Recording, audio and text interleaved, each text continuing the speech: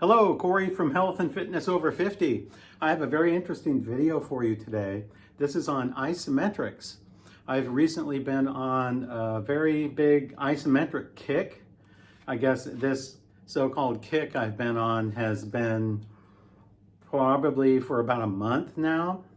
And man, I just think it's the most awesome form of exercise that I've never done. Well, you know, I've done it in the past, but I poo-pooed it, you know, like everyone. Oh, you know, isometrics, it can't really do much.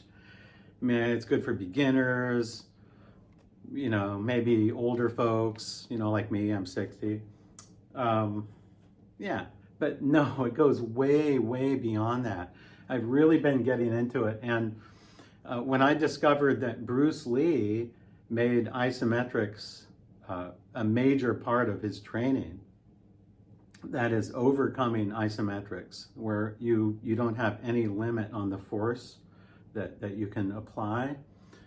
When I found out that Bruce Lee was an advocate and proponent of isometrics, that was the end for me. I thought, if it's good enough for Bruce Lee, it's good enough for me.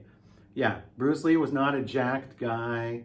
He couldn't necessarily, you know, he didn't look like a bodybuilder necessarily, but the guy had absolute strength from the inside out. It's like building the muscle from the inside out is the way that I view isometrics. Anyway, I want to get to an exercise here that you can do with no equipment. All you need is a good wall and a little overhang and a floor. That's all you need. You don't need any equipment. But before I do that, I just want to make a little advertisement for this book.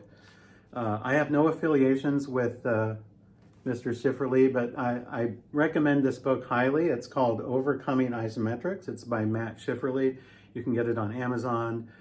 It's a small book. You can read it, you know, in a couple days. A very helpful book. This has really helped me solidify a lot of the techniques that I've been working on in my isometric training. And I'm really taking isometrics very seriously now. It's not just a fringe kind of thing. Actually, I don't even lift weights anymore. I only do isometrics and very controlled negative reps. And this is great for older folks because remember, this channel is health and fitness after 50. It's not for 20-year-olds, although this could also benefit 20-year-olds. So I want to show you this really highly innovative exercise, and I think this is the best overhead press isometric exercise that you could possibly find. The reason is this. Okay, I bought these straps, like iso straps, to go along with the book, and they're fine. I need to get a platform or something for the bottom, so I don't really have that stability yet with the straps, but you can do an overhead press with the straps.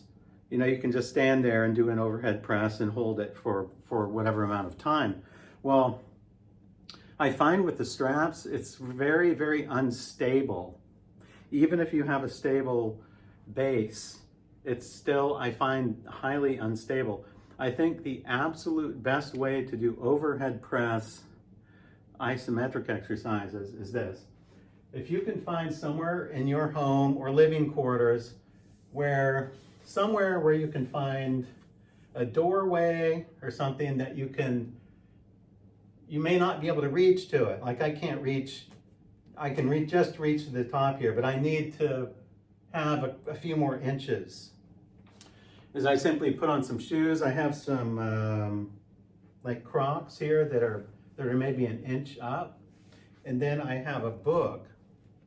It's about a good 1 inch thick book here. That's about the biggest one I could find. And perfect. I just put it here, just to fix it here. Get your palms there. You want it about shoulder width. And then what you want to do is you want to put your feet, your legs together with your heels together. And you want what you want to do is in Matt Schifferle's book, okay, he talks about, let me pause this for a second. Okay, he talks about neural connections, like with connections with neurons. And you have certain planes in your body where you have these neural connections. Well, what you want to do in this exercise is you want to imagine that all your tension is going from your shoulders, where you're pressing from, and it's going shooting all the way down your back, down your buttocks, down your legs. That's why you should have your legs, do it with your legs together, and you can get an additional isometric pull if you push inwards with your legs. Tighten up your core. So you push inwards with your legs, so you can feel some isometrics here in your upper leg area. You tighten up the core, and then you allow that neural force to just go down from the shoulder area all the way down to your feet. And so what you want to do when you're first learning this exercise, you don't want to go all out. Don't go like 100%. Okay, just go about 50% to start with, but focus on establishing that neural connection that goes from the upper body all the way down to your feet. Okay, so let's try this again. I'm going to put my feet together. You want to get really situated first. And I have my hands at about shoulder width. They don't need to be that wide. Make sure also that your head is ahead of your arms. Don't do this, but make sure your head is out here. Now, once you have that kind of posture, and you have about maybe 2 inches, you want 2 inches of leeway up here. So you want it just to where you'd be about maybe 3/4 of the way through a repetition.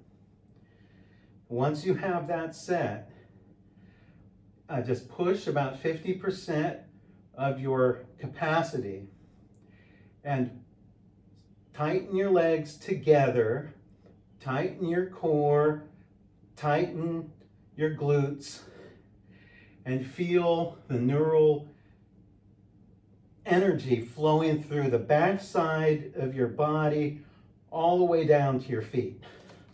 Okay, now, if you do it at about 50% intensity, you could probably hold it for 30 seconds.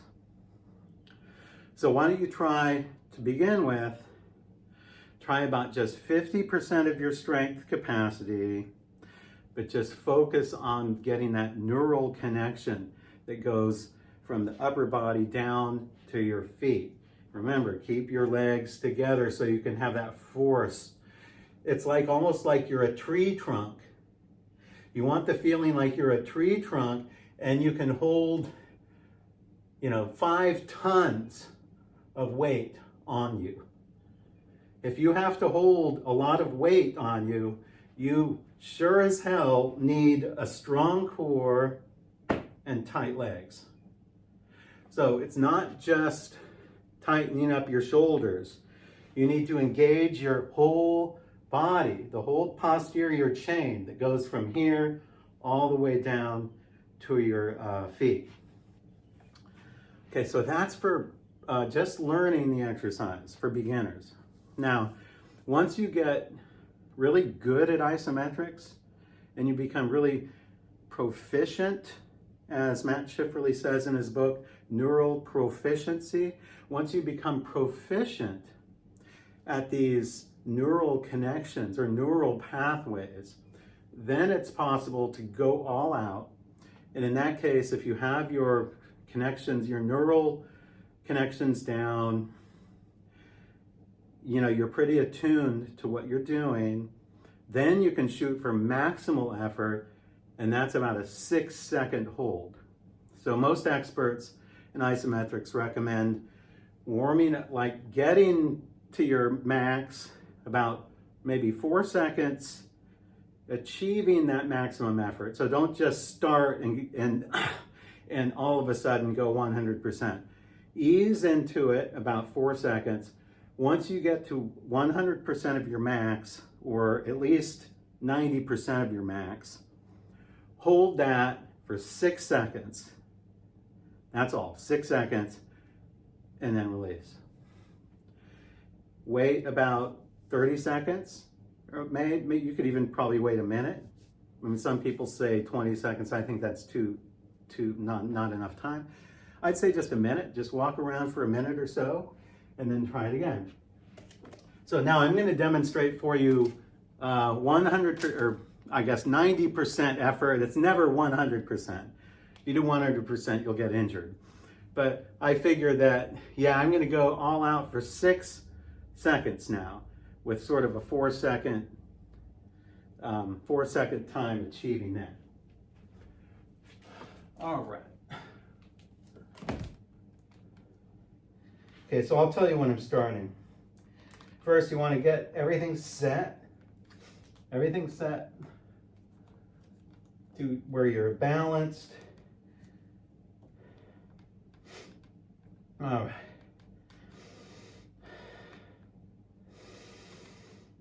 Go.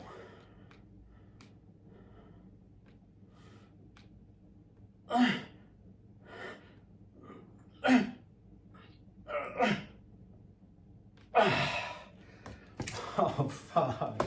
Oh, fuck. That doesn't... If somebody walks by and they see you, I mean, if they didn't hear me grunting, they would think, you know, what the hell is he doing? You have to try this. I was applying maximal effort for 6 seconds. I can just feel that. I can feel it going to the insides of the muscles, running down all the way down my body. I feel when I do this exercise, like, you know, I usually do a few every day, or maybe I'll do sets of them on one day or more on one day. But whenever I do this, it's much more solid. If you find a doorway and a floor, it's much more solid than those straps. Straps suck. Okay, they really do.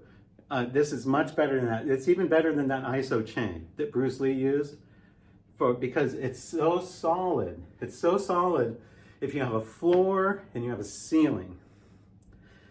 And man, just those 6 seconds, or just those 10 seconds, I was up there. I'm still breathing from it. And I still feel it. I still feel it shooting down. So I walk around for maybe a minute, then I do it maybe a few more times. And I like to also superset the overhead press with another exercise. I don't know, whatever exercise you want to do, some isometric exercise. So really, I've been doing predominantly isometrics and ring, you know, gymnastic rings, and just isometrics now, like for the past 9 months. I haven't even lifted weights, just maybe dumbbells. I do some slow dumbbell stuff, but it's amazing. You don't have to have weights in order to get into good muscular shape and to gain strength. So thank you for joining me. I think this isometrics thing is the new thing of the future. But, you know, the reason why it's never going to catch on is it's just boring to look at. You know, people want to see people lifting heavy weights in a gym. Those are the kinds of videos that get a lot of views. Who wants to watch somebody sitting here in a static hold for 20 seconds? You know, so I totally understand how isometrics is not the terribly most sexy way of exercising. You know, you're not going to become an Instagram star doing isometrics, but I think actually it is the best form of strength training for everyone, and actually especially for older adults too, because it really spares your joints. It spares your joints. So if you haven't given isometrics a try, give it a try. Go get Matt Schifferle's book and get it, read it, do some experimentation, and see what you can come up with. And I think that you will discover isometrics is an amazing form of exercise that has never been discovered yet.